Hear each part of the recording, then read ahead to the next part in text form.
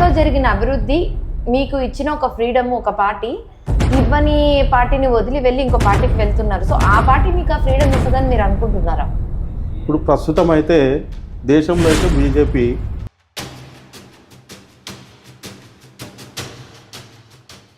ఈ పీరియడ్లో ఆల్మోస్ట్ కొన్ని కోట్ల వర్క్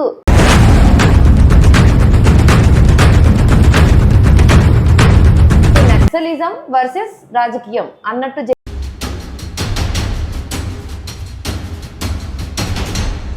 పోలీసు వాళ్ళు వచ్చిపోయారు. ఏం సంగతి?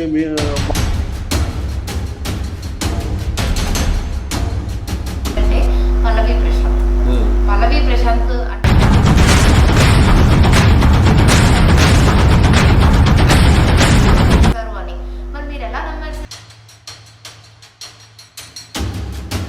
ఒక గవర్నమెంట్ ఆఫీస్కి వెళ్ళాము అంటే లంచం తీసుకోకుండా రిజిస్ట్రేషన్ జరగట్లేదు సార్, అది మీకు కూడా తెలుసు. సో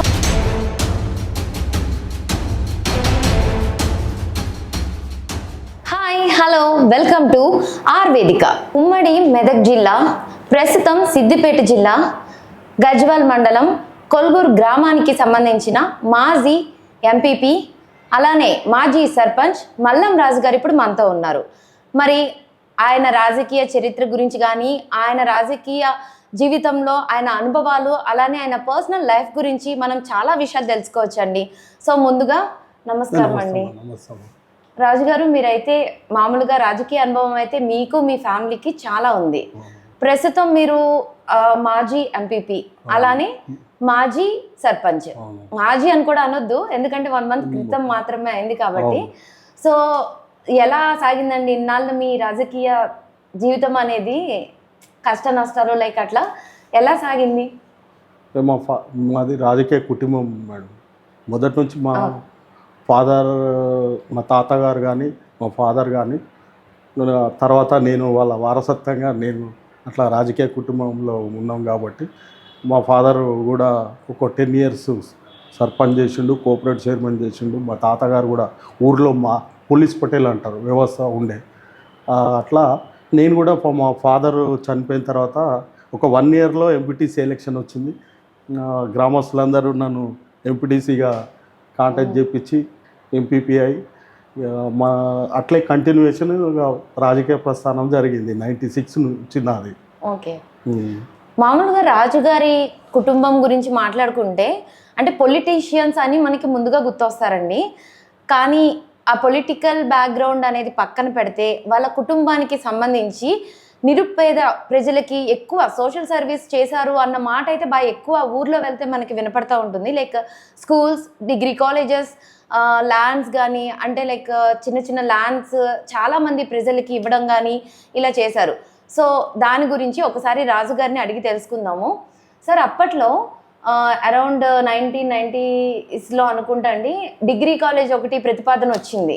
అంటే ఫస్ట్ టైం ఆ ఊర్లో అసలు లేదు. గజ్వల్ మండలంలోనే లేదు, తాలూకాలో లేదు. అలాంటి టైంలో మీరు మీ ఎంపీపీ ఆఫీస్ ఉంది కదండి, దాన్ని మీరు వాళ్ళకి ఇచ్చేశారు నడుపుకుంటానికి డిగ్రీ కాలేజ్ని. సో అంత సడన్గా ఒక డిసిజన్ తీసుకున్నారు కదండి, ఆ టైంలో అసలు ఏం జరిగింది, ఎలా ఒప్పుకున్నారు మీరు?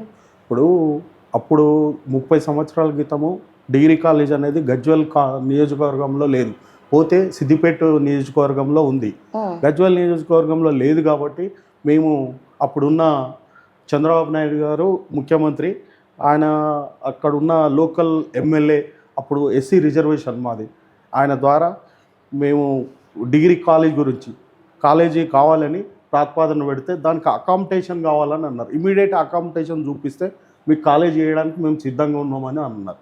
అప్పుడు చూస్తే ఉన్న ఆఫీసులలో ఏది కూడా అకామిడేషన్ సరిపోదు అని అన్నారు. ఒక మండల ఆఫీస్, ఎంపీపీ ఆఫీసే సరిపోతుంది అంటే ఇమీడియట్ మనకు పదవి కాదు ముఖ్యం, ఇవన్నీ అకామిడేషన్ కాదు, పబ్లిక్ మన స్టూడెంట్స్ ఎడ్యుకేషన్ డెవలప్ అవుతుంది, మన ఏరియాలో డిగ్రీ చదువుకోవడానికి ఎక్కడనో సిద్దిపేటనో హైదరాబాద్ పోవాల్సి వస్తుందని అకామిడేషన్ ఇవ్వడానికి నేను తీర్మానం చేసి ఇవ్వడం జరిగింది.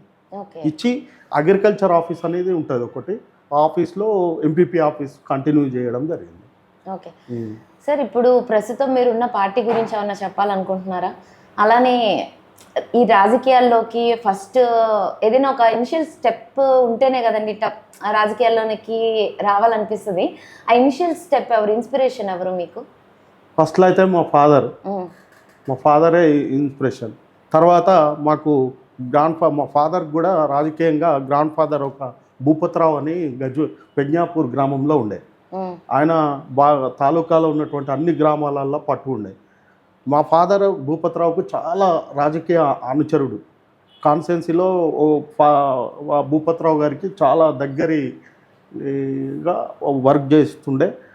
ఆయనతోని చాలా అనుబంధం ఉండే. ఆయన ద్వారానే మేము రాజకీయంగా, మా ఫాదర్ ద్వారా, ఆయన ద్వారా, వాళ్ళ కుటుంబం ద్వారానే రాజకీయాలకు ఎక్కువ ఇన్వాల్వ్ అవ్వడం జరిగింది. నేను రాజకీయ ప్రస్థానానికి వచ్చినప్పటి నుంచి టీడీపీలో కంటిన్యూషన్ 96 నుంచి నేను కంటిన్యూషన్లో రాజకీయంగా టీడీపీలో ఉండి ఎంపీపీగా చేసిన. కంటిన్యూషన్ మొన్న టీఆర్ఎస్ గవర్నమెంట్ టీఆర్ఎస్ వేవ్ వచ్చేంత వరకు కూడా మేము టీడీపీని కంటిన్యూషన్ చేసినాం. ఆ తర్వాత టీఆర్ఎస్ పార్టీ కంటిన్యూషన్ అయింది కాబట్టి ఆ పార్టీలో కొనసాగి టీఆర్ఎస్ నుంచి మొన్నటి అసెంబ్లీ ఎలక్షన్లో బీజేపీకి సపోర్ట్ చేయడం జరిగింది. ఓకే సార్, అలానే రాజకీయ జీవితం గురించి పక్కన పెడితే కుటుంబం గురించి చెప్తున్నారు కాబట్టి సార్, మామూలుగా ఏంటంటే ఇప్పుడు రాజకీయ నాయకుడి కొడుకు అనేసరికి కొంచెం నార్మల్ లైఫ్ ఉండదు. అంటే బయట కూడా వాళ్ళ అబ్బాయి వీళ్ళ అబ్బాయి అని ఉంటుంది కదా. సో ఆ టైంలో అంటే 90sలో మీరు అలాంటి ఇబ్బందులు ఏమైనా ఫేస్ చేశారా? అలాంటి సంఘటనలు జరిగినప్పుడు మీరు అవి గుర్తుపెట్టుకుని, అంటే ఇప్పుడు యాజ్ ఆఫ్ నౌ ఏమైనా చేంజెస్ వచ్చినాయా, అలా దాని గురించి తెలుసుకోవాలనుంది సార్. వచ్చిందమ్మా. నేను మా ఫాదర్ చనిపోయినప్పుడు నేను 19 years కొత్తగా రాజకీయాలు రావడము, ఫాదర్ అప్పుడే చనిపోవడము, నాకు కుటుంబ బాధ్యతలు కూడా మొత్తం నా మీదనే బర్డెన్ అవ్వడము, రాజకీయాలకు వెళ్ళగానే ఎంపీటీసీ ఎలక్షన్లో ఎలక్ట్ అవ్వడము, రాజకీయంగా ఎదుర్కోవడం అనేది చాలా సమస్య. ఆ రోజులల్లో అందరూ ఒక గాడ్ ఫాదర్ రాజకీయంగా ఒక బాస్ అనేట ఆయన ఉండాలి వాస్తవానికి. కాకుంటే నేనేంటంటే మా ఫాదర్ ఇచ్చిన ఇంప్రెషన్తోనే ముందుకెళ్ళి ఎంపీపీగా గజ్వేల్లో ఎంపీపీ చేసినామంటే చాలామంది ఏమంటారంటే చాలా పెద్ద మనుషులు ఎవరైనా పక్కకుండి నడిపిస్తేనే ముందుకు పోగలుగుతారు అని అనుకున్నారు. కానీ నేను మా ఫాదర్ గారి యొక్క ఆదర్శంతోనే ముందుకెళ్ళి మరి ఇంకా డెవలప్మెంట్ ఆ విధంగా కాకుండా రాజకీయంగా ఎదుగుతూ మళ్ళీ నేను కూడా రాజకీయంతో పాటు ఇప్పుడు నేను ఎంపీపీ కంప్లీట్ అయిన తర్వాత నా తర్వాత నుంచి కూడా ప్రతి 5 yearsకి ఒకసారి నేను పెట్టిన ఆయన సర్పంచ్, నేను పెట్టిన ఆయన ఎంపీటీసీ, కంటిన్యూగా ఇప్పటి వరకు ఒక 5 terms గ్రామంలో మేము చేసిన ఆయన ఎంపీటీసీ, మా కుటుంబం చేసిన ఆయన ఎంపీటీసీ, ఇట్లా కంటిన్యూషన్ జరగడం జరిగింది రాజకీయంగా. ఇక తాలూకా లెవెల్లో అయితే ఏది కాన్స్టిట్యున్సీ లెవెల్లో మరి మేము కూడా గుర్తింపు కాన్స్టిట్యున్సీలో మేము అనుకున్న ఎవరైనా రిజర్వేషన్ ఉంది, ఎస్సీ రిజర్వేషన్, ఎమ్మెల్యే గెలవాలంటే మేము ఒక వర్గం అనేది ఉంది. ఆ వర్గం ఎవరు ఏ క్యాండిడేట్ తీసుకొచ్చినా ఆ వర్గం అంతా కలిసి చేస్తేనే మేము అనుకున్న వాళ్ళే ఎమ్మెల్యే, అట్లా కంటిన్యూషన్ జరుగుతుండేది. ఓకే, మీది విద్యాభ్యాసం అంతా ఎక్కడ జరిగింది సార్? మేము విద్యాభ్యాసం మా పక్కకు అమ్దిపూర్ అని ఉన్నది. ఫస్ట్ నుంచి 5th class వరకు విలేజ్లో మా కొలుగురులో జరిగింది. ఆ నుంచి 5th నుంచి 10th వరకు అమ్దిపూర్, ఆ నుంచి గజ్వేల్లో ఇంటర్మీడియట్. డిగ్రీ అంటే నేను ఏమంటారు అంబేద్కర్ యూనివర్సిటీ ద్వారా డిగ్రీ కంప్లీట్ చేయడం జరిగింది. అది సిద్దిపేట. ఓకే సార్, స్కూల్ టైంలో కానీ, ఇంటర్ టైంలో కానీ, కాలేజ్ టైంలో కానీ మీరు లీడర్గా ఎక్కువ ప్రోగ్రామ్స్లో పాల్గొనడం అట్లా ఉండేదా? ఆ రోజులలోనే డిగ్రీ ఇంటర్మీడియట్లో కాంటాక్ట్ చేయడం జరిగింది యూనియన్ లీడర్గా. ఓకే, ఎలా అంటే మా ఫాదర్ గారు అంటే ఇక ప్రతిదానికి నా ఫాదర్నే నేను ఆదర్శం తీసుకుంటాను. ఆయన ఈ రోజు కూడా మా ఇంట్లో ఫోటో లేదు మా ఫాదర్ది. ప్రతి ఇంట్లో మా ఫాదర్ అంటే ఒక గుండెలో ఉంటారు ప్రతి కుటుంబంలో, విలేజ్లో. సార్, ఇప్పుడు మీరు చెప్తున్నారు మీ తాతగారి తరం నుంచి ఉన్నాము అని చెప్పేసి అంటున్నారు కదా సార్. సో ఇప్పుడు మీ సొంత గ్రామంలో పేద కుటుంబాలకు కానీ మీ ఊరి ప్రజలకు కానీ అసలు ఏమేమి అభివృద్ధి జరిగింది మీ పార్టీ సైడ్ నుంచి కానీ మీ కుటుంబం సైడ్ నుంచి కానీ దాని గురించి ఏమైనా షేర్ చేసుకోవాలనుకుంటున్నారా సార్? మంచి క్వశ్చన్ అడిగారమ్మా. నేను ఈరోజు మా ఫాదర్ సర్పంచ్ అయిన తర్వాత గ్రామంలో నిరుపేద కుటుంబాలు చాలా ఉన్నాయి. కనీసము ఒక గుంట లేని కుటుంబం కూడా ఉంది. అంటే గుంట అంటే ఒక ఇల్లు లేని కుటుంబాలు కూడా ఉన్నాయి.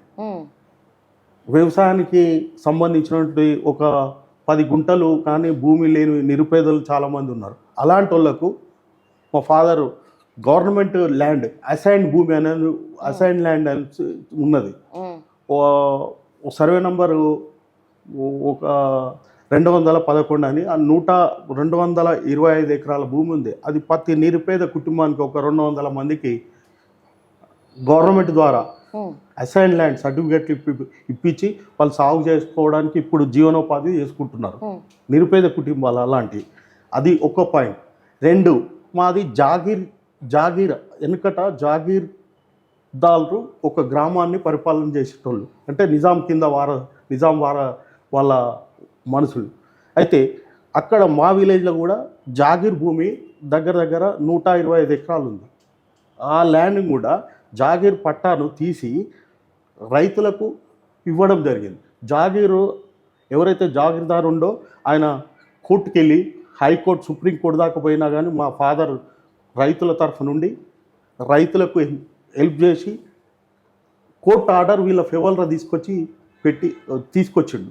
కోర్టు ఆర్డర్ వీళ్ళ ఫేవర్గా రైతుల ఫేవర్గా వాళ్ళు పొజిషన్లు ఉన్నారు కాబట్టి 50 సంవత్సరాల నుంచి పొజిషన్లు ఉన్నారు కాబట్టి వాళ్ళకు కోర్టు ఆర్డర్ వాళ్ళ ఫేవర్గా ఇవ్వడం జరిగింది. ఇచ్చిన తర్వాత మా ఫాదర్ చనిపోయిన తర్వాత నేను దాన్ని గవర్నమెంట్లో ఇంప్లిమెంటేషన్ చేయించి పాస్బుక్లు ఇప్పించి ఇప్పుడు పొజిషన్లు ఉన్నారు వాళ్ళు. అది కాకుండా ఎస్సీ కార్పొరేషన్ ద్వారా నేను ఎంపీపీ ఉన్నప్పుడు ఎస్సీ కార్పొరేషన్ గవర్నమెంట్ ఓ స్కీమ్ పెట్టింది. భూమి లేని రైతులకు 75,000 గవర్నమెంట్ ఇస్తుంది ఏమన్నా ల్యాండ్ కొనుక్కోవడానికి. దానిపైన ఏమన్నా పట్టదారు దగ్గర కొనుక్కుంటే ఏం తగిలినా రైతు చేసుకున్నాడు. లేదు అదే 75,000 వచ్చినాయి అనుకో, అదే సబ్సిడీలో గవర్నమెంట్ సబ్సిడీ ఇచ్చింది భూమి కొనుక్కోవడానికి. అట్లా 135 కుటుంబాలకు ఇప్పించినాం. 135 కుటుంబాలు ఈరోజు ఆ 75,000 అందులో ఏమైనా కలుపుకుంటే 150,000 అయింది. 1,00,000 రూపాయలకు కూడా ల్యాండ్ వచ్చింది. ఆ ల్యాండ్ ఈరోజు 50 లక్షలు అయింది. అలాంటి కుటుంబాలు అలాంటి హెల్ప్ కూడా చేయడం జరిగింది. నేను చేయడం జరిగింది. అది మా ఫాదర్ కూడా చేయడం జరిగింది. ఇది పరిస్థితి. ఇంకా మొన్న నేను సర్పంచ్ అయిన తర్వాత కూడా దళిత బంధు 135 ఎస్సీ కుటుంబాలు ఉంటాయి, దళిత కుటుంబాలు ఉంటాయి. సర్వే చేస్తే ఆ విలేజ్లో అన్ని కుటుంబాలే ఉన్నాయి. 135 మందికి పైలట్ ప్రాజెక్ట్ కింద ఇవ్వడం జరిగింది. 135 మందికి మనిషికి ఒక్క కుటుంబానికి 10 లక్షల చొప్పున ఇవ్వడం జరిగింది. మొన్న సర్పంచ్ 2 ఇయర్స్ 1.5 ఇయర్ క్రితం అది 1.5 ఇయర్ క్రితం అట్లా ఇవ్వడం జరిగింది. నేను ఎంపీపీ ఉన్నప్పుడు విలేజ్లో ఇండ్లు లేని నిరుపేదలు కూడా ఉన్నారు. పూరి గుడిసెలు ఉండే.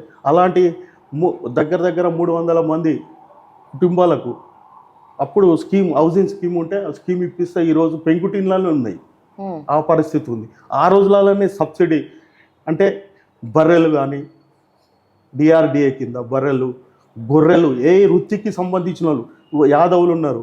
40 కుటుంబాలు ఉంటే నేను 30 సంవత్సరాల క్రితం ఈరోజు గొర్రెల స్కీమ్ వచ్చింది. కానీ ఆ రోజులలోనే మేము 40 కుటుంబాలకు గొర్రెల స్కీమ్ ఇప్పించినాం. డిఆర్డిఏ కింద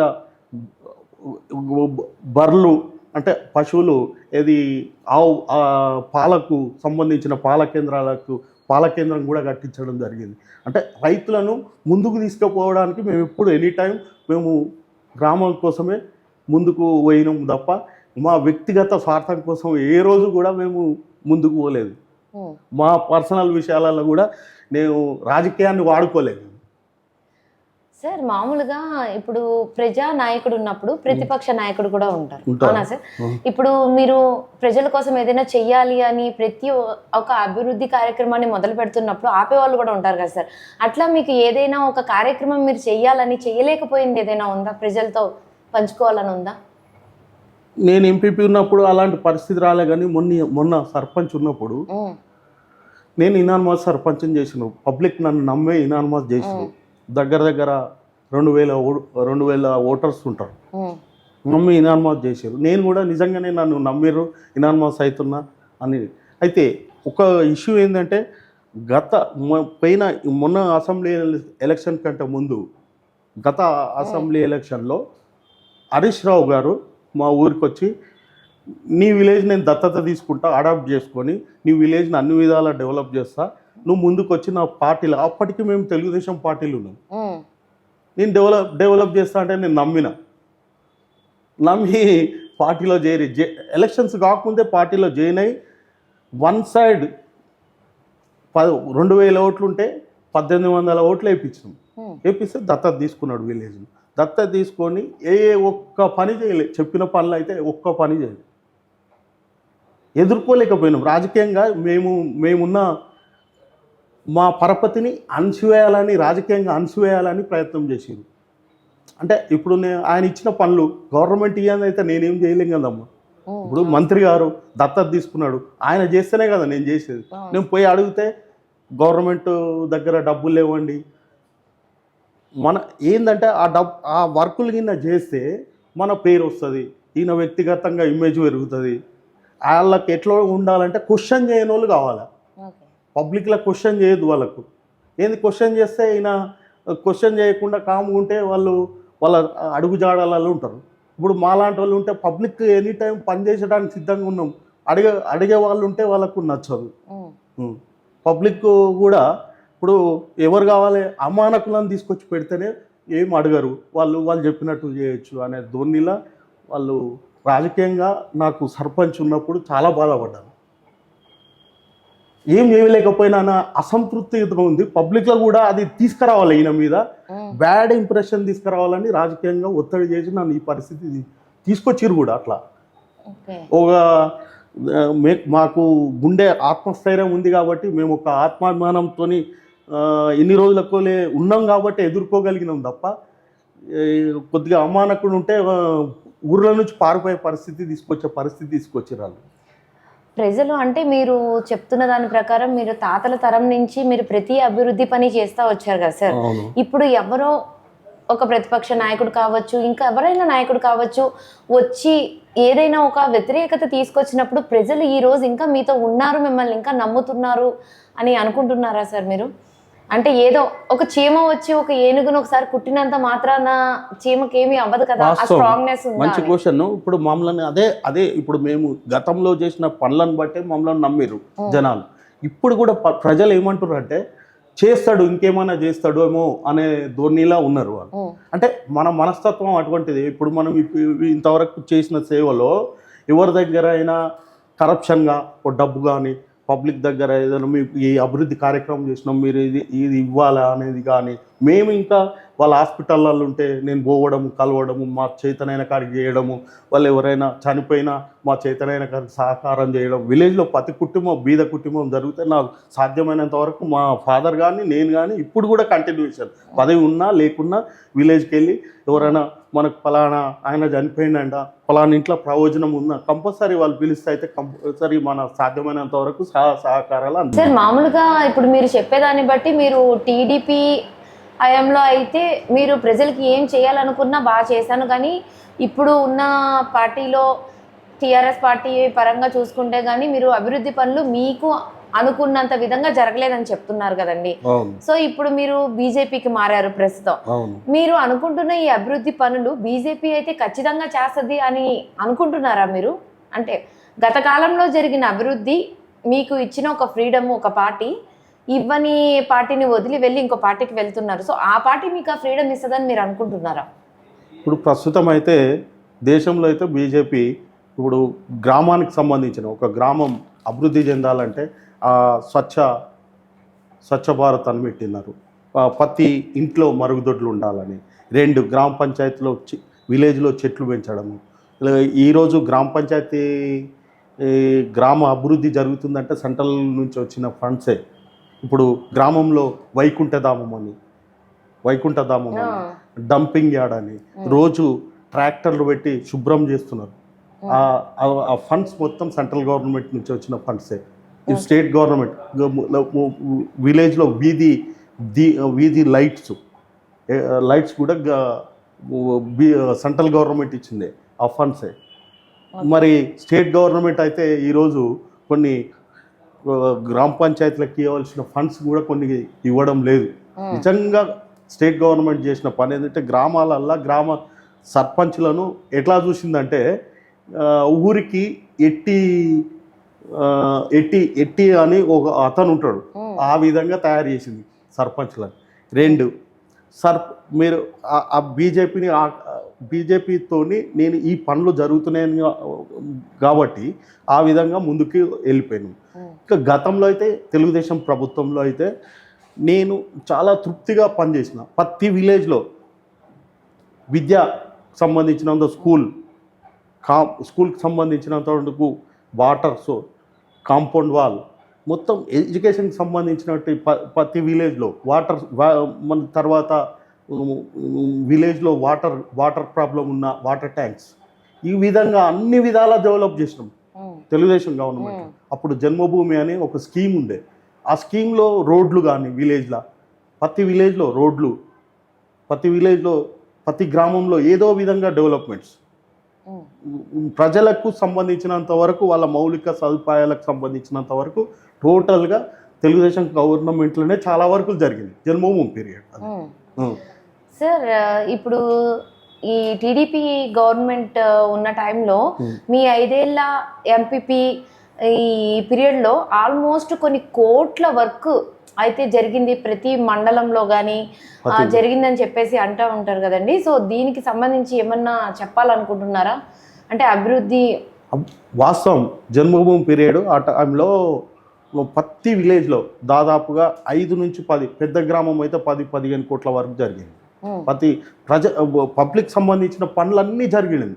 సాధ్యమైనంత వరకు ఏ పనులైనా 10 నుంచి 15 కోట్లు, పెద్ద గ్రామాలు ఉంటే 50 కోట్ల వరకు కూడా పని జరిగింది. దాదాపు మండలంలో ఒక 1000 కోట్ల పని గజ్వల్ మండలంలో గజ్వల్ హెడ్ క్వార్టర్లో కానీ ఆల్ గ్రామాలలో కానీ గ్రామ పంచాయతీలో కానీ ఒక 1000 కోట్ల పని జరిగిందని నా పీరియడ్లో జరిగింది. తృప్తిగా ఉన్నాను నేను. అప్పుడు చేసిన తృప్తి ఇప్పుడు లేదు. అప్పటి రాజకీయాలకు ఇప్పటి రాజకీయాలకు చాలా తేడా ఉంది. ఇప్పుడు ఎట్లా ఉందంటే ఒక ఎంపీపీ వ్యక్తి ఈరోజు ఎంపీపీ అయితే మళ్ళీ 5 ఏళ్ళ వరకు 500 కోట్లకు పోవాలి. ఇవాళ 500 కోట్లు అభివృద్ధి జరిగిందని నేను చెప్తున్నా. నేను రాజకీయాలలో ఉన్నప్పుడు నా దగ్గర మాకు 50 ఎకరాలు ఉండే, నా పేరు మీద, మా ఫాదర్ సర్పంచ్ ఉన్నప్పుడు ఫాదర్ పేరు మీదకి నా పేరు మీద 50 ఎకరాలు ఉండే. ఈరోజు మేము ఆస్తులు కూడా కొట్టుకొని రాజకీయాలు చేసినాం. కొందరేమో ఆస్తులను ఏం ల్యాండ్ లేను, ఏ ఆస్తి లేనోడు ఈరోజు కోట్లకు 5 ఏళ్ళ కోట్లు వెళ్ళిపోవాలనే ప్రయత్నం చేస్తారు. అప్పటి రాజకీయాలకు ఇప్పటి రాజకీయాలకు తేడా. పబ్లిక్ పనిచేయాలనే ధోరణి అయితే లేదు. ఇది పరిస్థితి. అలాంటి వాళ్ళకే ఈరోజు రాజకీయాలలో విలువలు ఉన్నాయి. డబ్బులు సంపాదించిన వాళ్ళకే విలువ ఉంది. రాజకీయం వ్యక్తిగతంగా కానీ ఆత్మాభిమానాన్ని చంపుకున్న వాళ్ళకి రాజకీయాలలో విలువలు ఉన్నాయి తప్ప ఆత్మాభిమానం ఉన్న వాళ్ళకైతే రాజకీయాలలో విలువలు లేవు. ఇప్పుడున్న రాజకీయాల్లో ఆ పరిస్థితి ఉంది. సార్ గతంలో ఇప్పుడు అంటే రాజకీయము ప్రతిపక్షం కానీ లేదంటే ప్రజాపక్షం కానీ ఇలా ఏదో డిబేట్స్ జరుగుతూ ఉంటాయి. ఓకే ఫైన్, బాగానే ఉంది. అప్పట్లో అంటే మీ తాతగారు టైం నుంచి కూడా ఒక సర్టెన్ పీరియడ్ వరకు కూడా మనకి నక్సలిజం వర్సెస్ రాజకీయం అన్నట్టు జరిగింది కదండి. అవును, ఉన్నది. ఆ టైంలో మీరు అసలు మేము ఎంపీపీ ఉన్నప్పుడు ప్రొద్దున బాధ ఉంటుండే, రాత్రి ఒక బాధ ఉంటుండే. ప్రొద్దున పోలీసు వాళ్ళు వచ్చి మీ ఊర్లకు వీళ్ళు వచ్చారట వాళ్ళు వచ్చారని వాళ్ళని, రాత్రి కాగానే వాళ్ళు వచ్చే పోలీసు వాళ్ళు వచ్చిపోయారు, ఏం సంగతి అని వాళ్ళు అడగడం. ఈ ఇద్దరి మధ్యలో నాయకులు చాలా ఇబ్బంది పడ్డారు. సార్ ఆ టైంలో అంటే మీకు గుర్తున్నది ఏదైనా ఒక సంఘటన గురించి ఏమన్నా? సంఘటనలు చాలా ఉన్నాయమ్మా. ఇప్పుడు గ్రామాలలో ఓ నక్సలైట్లు ఉన్నారు, పోలీసు వాళ్ళకి ఇన్ఫర్మేషన్ వచ్చింది, అది ఏవోలో ఇస్తారు ఇన్ఫర్మేషన్, వాళ్ళ పోలీస్ ఇన్ఫర్మేషన్ పెట్టుకొని వచ్చి అక్కడ ఉన్నారని తెలిస్తే ఆ గ్రామ సర్పంచ్ని ఏం నువ్వే ఇన్ఫర్మేషన్ ఇచ్చినట్టున్నావు అని వాళ్ళు చెప్పకపోతే మీ ఊళ్ళో నక్సలైట్లు వచ్చారని చెప్పలేదని ఇటు పోలీస్ వాళ్ళతో ఇబ్బంది. అట్లా చాలా ఎదుర్కొన్నాము. ప్రతి గ్రామంలో సర్పంచులు అంటే నాతో పాటు ఉన్న సర్పంచులు ఎదుర్కొన్నారు, నేను కూడా ఎదుర్కొన్నాను. ఆ పరిస్థితులు ఎదుర్కొన్నాము. అప్పటి ఉన్న ఆ పరిస్థితులు ఎదుర్కొన్నా అప్పుడు రాజకీయాలే మంచిగా ఉన్నాయి.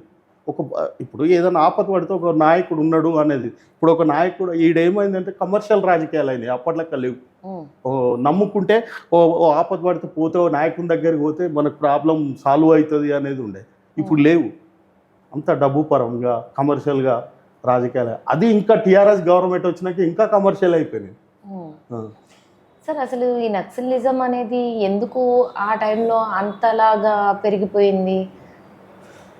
అప్పుడున్న పరిస్థితులు ఏంటంటే అప్పుడు భూస్వాములని ఇదని అదని భూములు ఎక్కువ ఉన్నాయని ఇట్లా తిరిగేవాళ్ళు. కొందరు ఆకర్షితులు అంటే ఇక తెలియని పిల్లలు, కొంతమంది తెలిసిన మంచి ఎడ్యుకేటర్స్ కూడా పోయి మంచి నాయకులు అయిన వాళ్ళు ఉన్నారు.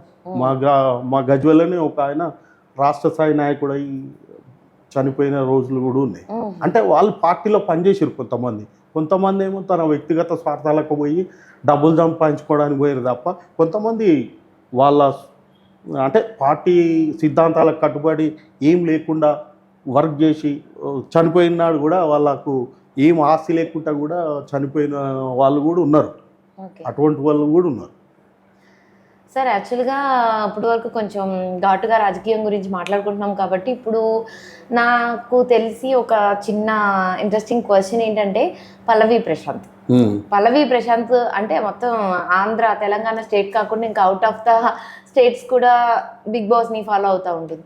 సో ఒక సామాన్యుడు అనే వ్యక్తి బిగ్ బాస్కి రావడం అనేది చాలా పెద్ద విషయము. అందుట్లోనూ చాలా చిన్న ప్లేస్ నుంచి వచ్చాడు కదండి తను. దట్టు అసలు మినిమం ఒక కుటుంబంలో ఆస్తి అనేది కూడా పెద్ద ఏం లేని స్టేట్ నుంచి వచ్చారు.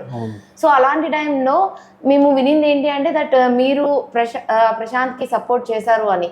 మరి మీరు ఎలా నమ్మారు సార్ అలాంటి ఒక వ్యక్తి బిగ్ బాస్ వరకు వెళ్ళగలడు, ఒక ఊరిని ఆ స్టేజ్ మీద చూపించగలడు అని? మీరు అప్పట్లో నమ్మారా? ఎలా సపోర్ట్ చేశారు? ఏం జరిగింది ఆ టైంలో? అంటే ఇప్పుడు వాళ్ళ ప్రశాంత్ వాళ్ళ నాన్న ఒక చిన్న కుటుంబం నుంచి వచ్చిన ఆయన. ఆ ప్రశాంత్ వాళ్ళ నాన్న కూడా నాకు మంచి మిత్రుడు. అలాగే వాళ్ళు ఏది చేసినా పని చేసినా, ప్రశాంత్ నాన్న ఏదైనా పని చేసినా పట్టుదలతో చేస్తాడు. అదే లక్షణాలు ప్రశాంత్కి వచ్చినాయి. ఏ విషయం అయితే ప్రశాంత్ నేను ఫలానా దానిలో నేను బిగ్ బాస్లో పోవాలని దాదాపుగా ఒక 10 years నుంచి కష్టపడుతాడు. చిన్న పిల్లవాడు, ఇప్పుడు దాదాపు అంటే 26 ఏళ్ళు ఉండొచ్చు దాదాపుగా. కాకపోతే 10 years నుంచి నేను ఎలాగైనా బిగ్ బాస్లోకి వెళ్ళాలా అనే పట్టుదలతోని మాకు కూడా అడుగుతుండే ఎట్లా చేయాలి ఏం కొత్తంటే, ఇప్పుడు నీ పట్టుదలనే నీకు శ్రీరామ రక్ష అవుతారా బాబు, నువ్వు వెళ్ళిపో, ఆ ప్రయత్నం చేస్తే దేవుడు నువ్వు కొంత ప్రయత్నం చేస్తే దేవుడు కొంత ప్రయత్నం చేస్తాడు. ఆ విధంగా మంచిగా ముందుకెళ్ళి మంచి డెవలప్ అయ్యింది. ఈరోజు మా విలేజ్ని కూడా నిజంగా రాష్ట్ర స్థాయిలో కానీ ప్రపంచ స్థాయిలో గుర్తింపు తీసుకొచ్చింది. అయితే 30 days ప్రోగ్రామ్ అనేది గవర్నమెంట్ నుంచి మనకు ఇన్స్ట్రక్షన్స్ ఇచ్చారు. విలేజ్లో ఏవైతే పాడుపడ్డ ఇండ్లు అంటే కూలిపోయే శిథిలావస్థలో ఉన్న ఇండ్లన్నీ గవర్నమెంటే అయితే యజమానికి ఇబ్బంది అవుతుందని గవర్నమెంటే ఖర్చు పెట్టి ఆ ఇంటిని పూడ్చి తీసుకుపోయి వెళ్ళి బయట చేసి వాళ్ళకి ఇండ్లు శాంక్షన్ ఇస్తామన్నారు. ఏదైతే కూల్చిన ఇండ్ల స్థలాల్లో గవర్నమెంట్ శాంక్షన్ ఇస్తామని చెప్పింది. దాంట్లో స్పెషల్ ప్రోగ్రాంలో అందులో హరీష్ రావు దత్తత గ్రామం అది. నేను సీఎం గారితో మాట్లాడి కంపల్సరీ ఎక్కడైతే ఇండ్లు కూల్చుర్రో వాళ్ళకి కంపల్సరీ ఇండ్లు ఇప్పిస్తానన్నారు. ఒక 10 మంది వాళ్ళు బయట వండుకున్నారు, పరిస్థితి లేదు. ఒక అతనైతే చనిపోయాడు ఇల్లు లేక బయట స్కూళ్ళ కాంపౌండ్ వాళ్ళ దగ్గర, స్కూళ్ళ దగ్గర, గవర్నమెంట్ ఆఫీసుల మీద వండుకొని, అంగన్వాడీ స్కూల్ దగ్గర వండుకొని ఇట్లా చనిపోయాడు. రాజ్న్యూస్లో కూడా చాలాసార్లు ఇచ్చారు. ఇట్లా విలేజ్లో ఇట్లా దత్తత తీసుకొని గ్రామాన్ని ఇట్లా ఇండ్లు కట్టిస్తాని శాంక్షన్ ఇస్తా అని గవర్నమెంట్తో స్పెషల్గా మాట్లాడి చేపిస్తా అని చేయించలేదు అనేది మేము కూడా చాలాసార్లు అడిగినాం. ఏం లేదు, వాళ్ళు ఒకటే చేపిస్తాం అన్నారు గవర్నమెంట్ అధిపతి. గ్రామంలో ఏమవుతుందంటే ఇది సర్పంచ్ చేస్తున్నాడు. ఇప్పుడు మనం ప్రభుత్వం నుంచి ఇస్తే మనం అడిగితేనే మనం ఎన్నోసార్లు అడిగితే శాంక్షన్ ఇస్తాము అన్నారు, ఇవ్వలేదు. ఇప్పుడు ఇస్తే నాకు పేరు వస్తుంది కదా, వర్క్ అట్లా ఇస్తే నాకు పేరు వస్తుంది. అట్లా రాజకీయంగా ఈయన నిజంగానే వర్కులు చేస్తే అట్లా దత్తత తీసుకుంటాను 250 ఇండ్లు వీళ్ళకి కాకుండా ఇంకా 250 ఇండ్లు స్పెషల్గా సీఎం గారితో మాట్లాడి ఇప్పిస్తా అన్నాడు. అవి లైవ్ ఉన్నది, అందరు ఇప్పుడు గ్రామస్తుల దగ్గర ఉంది. విలేజ్లో ఇంటర్నల్ రోడ్స్ దగ్గర 3 నుంచి 4 కోట్ల వరకు ఉన్నది. 1 కోటి రూపాయలు ఇచ్చింది ఆ రోజు వరకు. మనకి ఏదైతే అడాప్ట్ తీసుకుంటా అన్నప్పుడు ఆ రోజు 1 కోటి రూపాయల వరకు ఇచ్చిండు.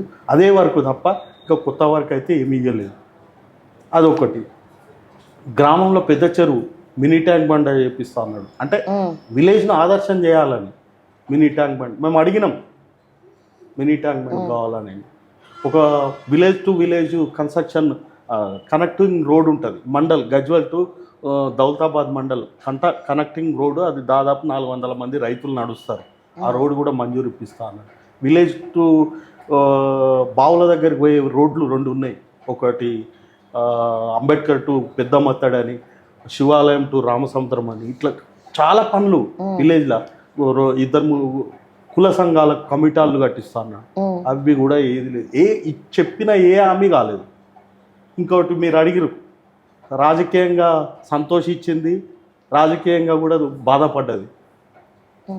సార్ ఇప్పుడు మీరు చెప్పారు కదా ఇప్పుడు వరకు జరిగిందంతా, అయితే ఇప్పుడు హరీష్ రావు గారు చెయ్యలేదు లేదంటే పలానా పార్టీ చేయలేదు అంటున్నారు కదా, సో మరి మీడియా సపోర్ట్ ఎందుకు తీసుకోలేదు సార్? అంటే అసలు ఇక్కడ జరుగుతున్న ప్రతిదాన్ని కూడా మీడియా సపోర్ట్ తో కూడా చూపించవచ్చు కదా. ఇప్పుడు మేము పార్టీలు ఉండి విమర్శిస్తే అగో అట్లా విమర్శిస్తుండు అనేది.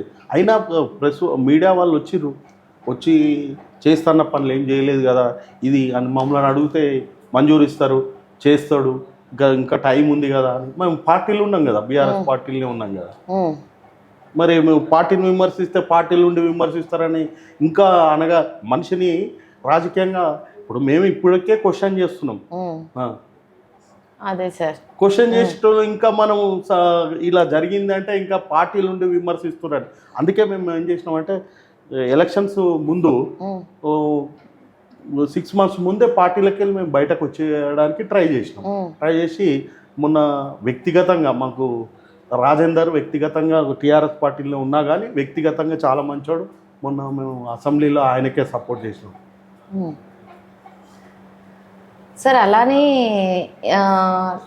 నాకు తెలిసిన విషయం ఏంటి అంటే లైక్ మీరు అప్పట్లోనే ఎంపీపీగా ఉన్నప్పుడు ఎంపీపీ ప్లేస్ ఏదైతే ఉందో ఆ ప్లేస్ ని ప్రెస్ కి ఇచ్చారు వాళ్ళు.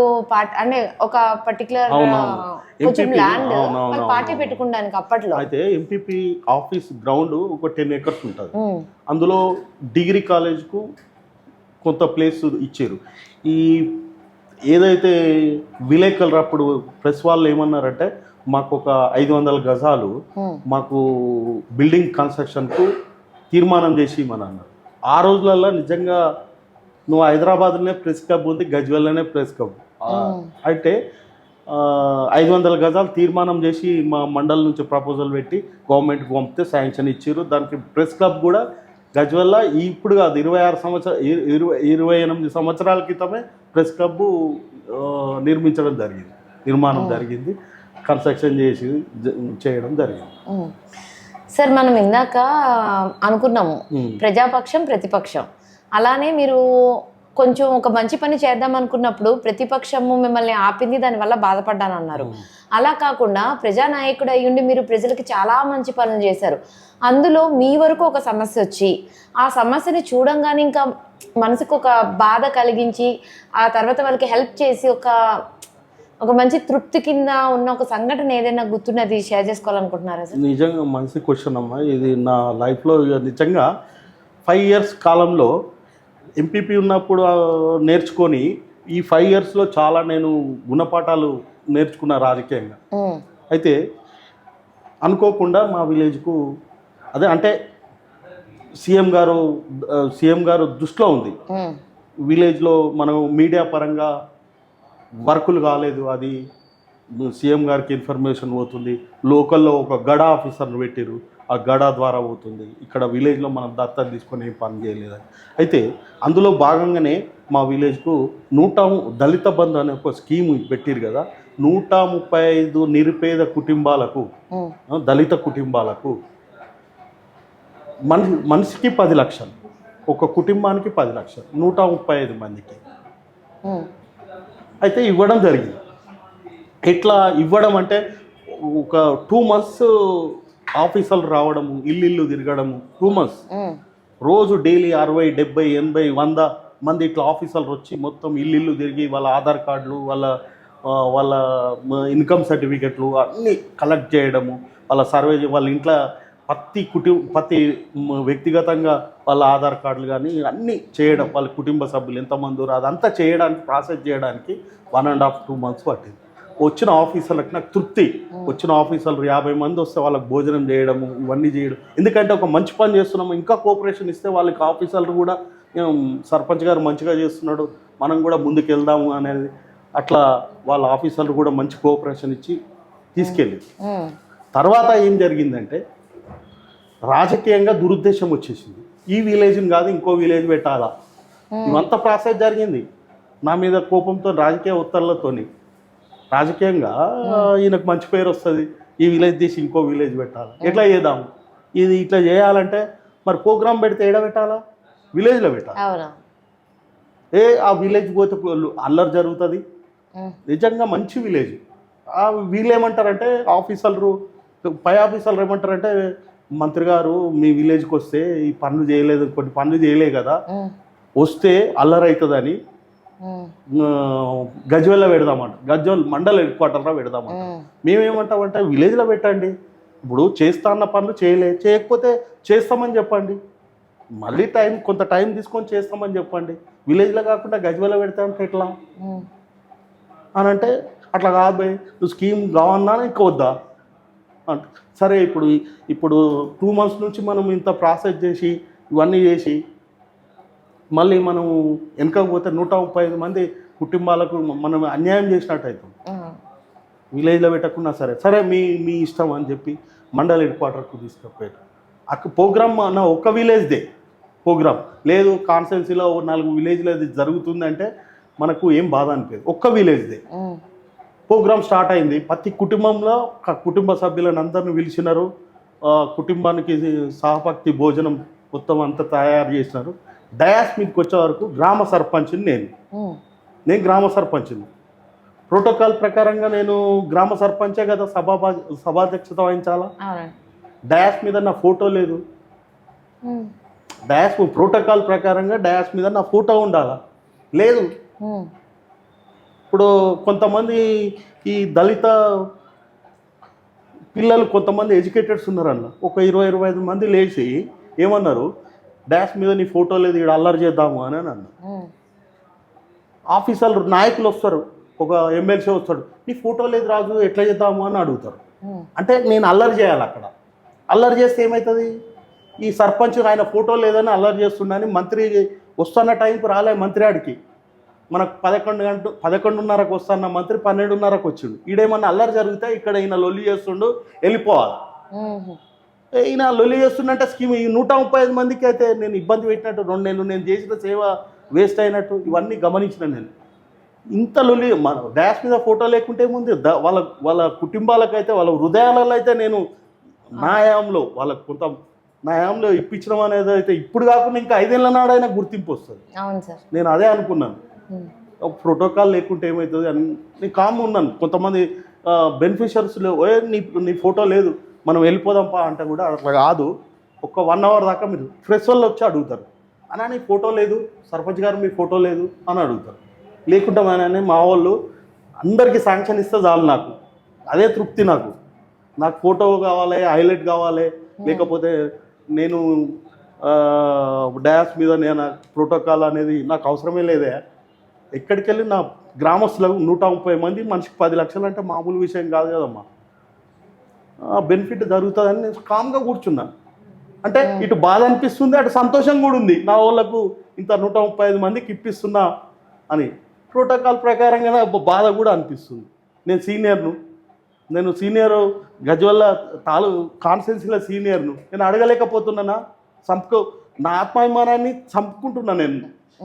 అంటే సర్పంచ్ పదవి నాకు ఇప్పుడు సర్పంచ్ పదవి అనేది నేను పదవిలో లేకపోతే మాత్రం 100% నా ముందట నాయకత్వంలో నా గురించి తెలుసు. లేకుంటే నేను అడిగే క్వశ్చన్ చేసేటోని, నా ప్లేస్లో ఇంకెవరు ఉన్నా నేను క్వశ్చన్ చేసేటోని. నేను పదవి నుండి లొల్లి చేస్తే గడబడి చేసినాము ఆ ప్రోగ్రాంలో అంటే మన వాళ్ళకు బెనిఫిట్ కాదు కదా. కామ్గా కూర్చున్నాను. ప్రోగ్రామ్ సక్సెస్ అయింది. అందరికీ శాంక్షన్ లెటర్లు ఇచ్చారు, భోజనం చేసిపోయారు. ఇంకేం చేస్తాం? ఇక శాంక్షన్ కాగానే అందరు సంతోషంగా పోయారు. నాకు కొంతమంది నాయకులు అడుగుతున్నారు, ఈరోజు ప్రోగ్రాంలో నువ్వు సక్సెస్ అయినావు అని. ఎందుకు అని అడిగారు. నువ్వు ఏమాత్రం లొల్లి చేసినా ప్రోగ్రామ్ అంతా ఫెయిల్ అయ్వు. కొంతమంది ఇప్పుడు ఈ 135 కుటుంబాలల్లో ఒక 20 మంది నీ గురించి మాట్లాడినా ఇంకా 100 మంది అయితే నిన్ను తిడుతురు. మీ సర్పంచ్ గారు అల్లరి చేయడం వల్లనే ఈ ప్రోగ్రామ్ క్యాన్సిల్ అయింది, మీ ఊరికి రావటం లేదని అందరు. మిగతా వాళ్ళకైతే బాధ ఉంటుంది కదా, అర్థం చేసుకోరు ఆ పరిస్థితిలో. అబ్బా ఈయన ఎందుకే ఫోటో లేకుంటే ఏమవు, ప్రోటోకాల్ లేకుంటే ఏమవు అని అడుగుదురు. అదే అడుగుతున్నారు అందరూ. నువ్వు సక్సెస్ అయినావు ఇందులో అని ప్రెస్ వాళ్ళు అడుగుతారు, ఇటు నాయకులు అడుగుతారు, అందరూ అడుగుతారు. సరే బాబు మంచిదే, ఏ జరిగినా నా మంచికే జరిగిందని కామ్గా వెళ్ళేసి వచ్చినాను. రాజకీయంగా ఏమవుతుందంటే ఎవరైనా ఎదుగుతుర్రంటే వాళ్ళని అనగదొక్కాలనే ఆలోచన తప్ప మరి ఆయన నిజంగా మంచి నాయకునికి విలువ లేదమ్మా రాజకీయాలు. మంచి నాయకుడు అంటే పబ్లిక్ సేవ చేయాలి, కరప్షన్ కాకూడదు. వాళ్ళ దగ్గర డబ్బులు తీసుకుని ఇప్పుడు ఇదే ఒక స్కీము 10 లక్షలు ఉంది. వేరే పక్క గ్రామాలలో 1 లక్ష రూపాయలు తీసుకున్నారు సర్పంచ్. తీసుకున్నారు. దళిత బంధులో సర్పంచ్ నుంచి ఎమ్మెల్యే దాకా తీసుకున్నారు. కేసీఆర్ చెప్పిండు ఫ్రాడ్ జరిగిందని. అలాంటిది ఒక్క పైసా తీసుకోకుండా నేను 3-4 లక్షలు ఖర్చు అయినాయి నా చేతి నుంచి. 3 నుంచి 4 లక్షలు ఖర్చు అయినాయి. అయినా నాకు సంతోషం ఏంటంటే నా విలేజ్లో నా కుటుంబాలు వాళ్ళు నిజంగా ఒక మంది మాటలు పట్టుకొని అంటారు, కానీ నేను ఎప్పుడైనా ఎలక్షన్లో తిరుగుతా మాత్రం 100% ఎవరి మాటలో అనుకుని మళ్ళీ తర్వాత బాధపడతారు. ఎవరైనా సరే విలేజ్లో నేను తిరిగితే మళ్ళీ తర్వాత అందరూ నాకు కోఆపరేషన్ చేస్తారు. మంచి ఎవరైనా అంటే అబ్బో కొలుగురా అని అంటారు. అంటే 175 గ్రామాలలో కొలుగురు డేంజర్ అంటారు. సమస్యాత్మక గ్రామాలలో కొలుగురు డేంజర్. పోలీస్ రికార్డులు ఉంది, అంతటి ఉంది. కాకపోతే నాకు సహకరిస్తారు. నేను అన్ని విధాల వాళ్ళ ఒక్కొక్కరి కుటుంబం గురించి తెలుసు, వాళ్ళ అనుభవాల గురించి తెలుసు కాబట్టి ముందుకు పోతా. నేను ఈ స్కీమ్లో చాలా నేర్చుకున్నామ్మా. బాధపడ్డా, సంతోషపడ్డా. వచ్చిందని సంతోషపడ్డా, అవమానం జరిగిందని బాధపడ్డా. ఇది పరిస్థితి. సార్ మామూలుగానే రాజకీయం అంటేనే ఒక ప్రెజర్ అంటారు. లైక్ ప్రతిరోజు అంటే సంవత్సరం అంతా ఒక ఇష్యూ మీద వెళ్ళడం కాదు. రాజకీయం అంటే ప్రతిరోజు ఒక కొత్త ఇష్యూస్ ఉంటాయి కదా. అంటే మీరు చెప్పే దాంట్లోంచి నాకు అర్థమైంది ఏంటి అంటే మీకు ప్రజలు మీ కుటుంబం, మీరు సేవ చేసిన ప్రజలకి మీరు కుటుంబం. ఓకే, అసలు నిజంగా మీ కుటుంబానికి మీరు ఎంత టైం ఇవ్వగలుగుతున్నారు సార్? ఎప్పుడు చూసినా ప్రజలు అని వాళ్ళ కోసం అది చేసా ఇది చేశానని చేస్తూనే ఉంటున్నారు కదా. మరి మీ ఫ్యామిలీకి రియల్ టైం మీరు ఇవ్వగలుగుతున్నారు? అంటే మీ పిల్లలు అంటే నేను మిస్ అవుతున్నాను అంటే ఎప్పుడు బయటే ఉంటావు, ఇలాంటివి ఏమన్నా ఎక్స్పీరియన్స్ చేస్తుంటారా మీరు? ఇప్పుడు ఇంట్లో మా పాప బర్త్డే ఉంది, విలేజ్లో ప్రోగ్రామ్ ఉంది. ఆమె బాధపడ్డది, చాలాసార్లు బాధపడ్డది. డాడీ టైంకి ఉండవు, ఇక్కడ మన ఇంట్లో ప్రోగ్రామ్ ఉన్నప్పుడు ఆడ నీకు ఎట్లా ప్రోగ్రామ్ ఉంటుంది, ఆ రోజు క్యాన్సిల్ చేయాలి. అక్కడ ఉన్న పరిస్థితులను బట్టి చేయాల్సి వస్తుంది. ఒకరు చనిపోతారు, లేకపోతే మన ఇంట్లో బర్త్డే ఉన్న ఒకరి ఇంటికాడ ఏదైనా ఇబ్బంది పడుతుంటారు వాళ్ళు, లేదంటే హాస్పిటల్లో ఉంటారు, మనం పోవాల్సి వస్తుంది. తప్పదు. అది ఇక రాజకీయాలు ఉన్నప్పుడు మన ఫ్యామిలీ లేదు వచ్చి సముదాయించాలి. మరి ఇక తప్పదు, అడ్జస్ట్ చేసుకోమని చెప్పాలి. ఇంకొకటి నాకేంటంటే మా మిసెస్ చాలా వరకు ఆమె ఇంటి బాధ్యతలు ఆమెనే తీసుకుంటుంది. నేను చాలా వరకు తప్పుకుంటా, ఆమె కూడా అర్థం చేసుకుంటుంది. ఇప్పుడు మా పాప కూడా అర్థం చేసుకుంటుంది. ఓకే. అంటే మీరు చెప్పారు కదా లాస్ట్ ఫ్యూ మంత్స్ అంటే లాస్ట్ ఫ్యూ ఇయర్స్ మీకు అంతగా నచ్చలేదు, ఏ పనులు అవ్వలేదు, పార్టీ ఏం చెయ్యలేదు, నిన్న సమస్యలు తీసుకెళ్ళినాను, ఇలాంటి స్ట్రెస్ వచ్చినప్పుడు మీకు సార్ నేను దీనికోసమా నా ఫ్యామిలీని నేను మిస్ అవుతున్నాను, అసలు ఎందుకు ఇవన్నీ మనకి అలా అనిపించిన సందర్భాలు ఏమన్నా ఉన్నాయా? వద్దు అని. ఉన్నాయి. ఇప్పుడు విలేజ్లో పనులు చేస్తామని మనం చేయలేకపోయినాం. వాళ్ళు ప్రజలు మనల్ని ఎన్నో ఆశలు పెట్టుకొని ఈయన ఇనామత్ చేస్తే మనకు పనులు అవుతాయి విలేజ్లో అని అనుకొని ఆశలు పెట్టుకున్నారు. మనం కూడా పని చేయాలనుకుంటే పనులు ఏవి చేయలేక, అంటే అభివృద్ధి కార్యక్రమాలు వ్యక్తిగతం ఉంటే సాధ్యమైనంత వరకు ఏదైనా పని పడ్డాయి. ఇప్పుడు విలేజ్లో రెవెన్యూ పనులు ఉన్నాయి. ఇప్పుడు విలేజ్లో 250 ఎకరాలు పిఓబిలో పడ్డది. పిఓబి అంటే గవర్నమెంట్ పట్టా ల్యాండే గవర్నమెంట్ ల్యాండ్లో పడ్డది. గవర్నమెంట్ అది రిజిస్ట్రేషన్ కాకుండా పడ్డది. దాన్ని తీయడానికి ఎంత ఇబ్బంది పడ్డామంటే ఏ నాయకుడు సపోర్ట్ చేయడు. నేను తిరిగి కలెక్టర్ దగ్గరికి వెళ్ళి కలెక్టర్ మార్నింగ్ 10 గంటలకు పోతే రాత్రి 10 గంటలకు కలిసిన రోజులు కూడా ఉన్నాయి. అక్కడనే లేబడి మనకు రైతుల పనులు కావాలని ఉండి చేయించిన రోజులు ఉన్నాయి. అది రైతులు కూడా గుర్తిస్తారు, గుర్తించారు కూడా.